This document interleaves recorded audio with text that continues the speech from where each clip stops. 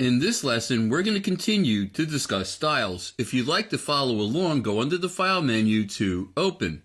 In the Sample Files folder, scroll down to 0803, What the Heck is Next Style, and just click Open. Before we begin, I'm just going to scroll up to the top of the page and open my Paragraph Styles panel. And you can see I have a couple of pre-existing styles in the panel already. One is called Question and the other is called Answer. Let me double click on Question just to get into the options.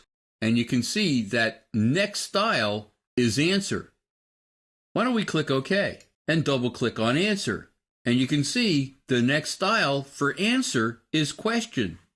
So it sounds like it's going to apply these styles one after another after another. It's going to do question, answer, question, answer, question, answer. The question is, how does it work?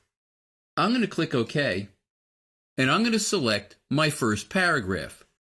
Now, you would think if you applied question to that first paragraph, it's going to format the rest of the copy, making the next paragraph answer and the paragraph after that question and then answer again. Not the way it works. It's not the most intuitive feature in the entire world. I'm going to hit Command-Z or Control-Z to get back to no formatting, and I'm just going to select all of my text at once.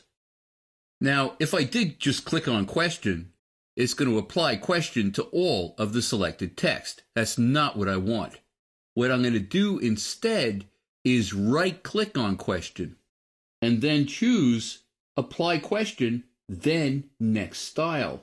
And you can see that it applied Question to the first paragraph, Answer to the next paragraph, and then Question again, Answer, Question, Answer, Question, Answer. So it's kind of like a loop-de-loop. It's applying a pattern of styles over and over again to all of the selected text at once. There's another way that Next Style works. If you happen to do a lot of word processing in InDesign, in other words, you're doing your typing right in InDesign, this is a terrific feature, because if I hit a return and now start typing, you can see that it's now picking up the question style again.